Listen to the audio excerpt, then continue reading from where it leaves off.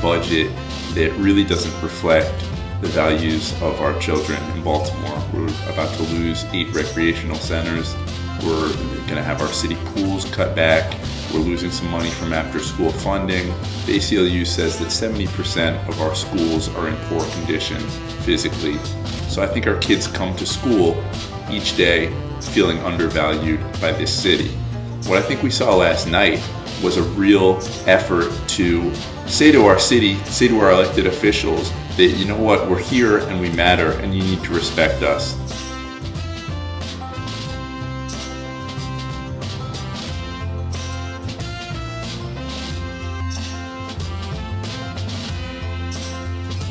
In the course of our day, we make all these decisions, all these choices that affect not only our lives, but also the lives of people around us.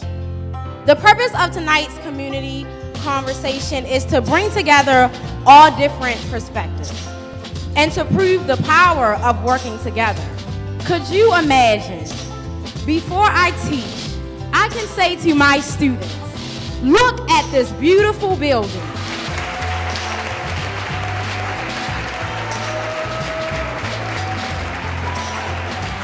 Everyone deserves to be treated equal, not just gays, but heterosexuals, blacks, whites, males, females, rich and the poor.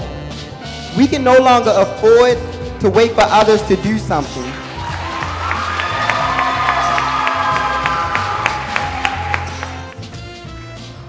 You will not attract and then keep new families here with the lure of lowering property taxes a couple dollars a month.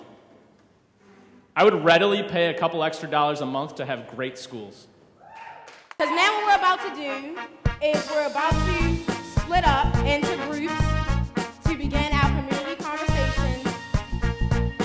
What you were saying before, there isn't. If the city got the money, correct, you feel like they couldn't handle the money properly. Frankly, I'm scared because I haven't seen a plan. I think that if you don't plan, you're planning to fail. KIPP does not have a library. We don't have seats in the auditorium. There's no lights. It's horrible.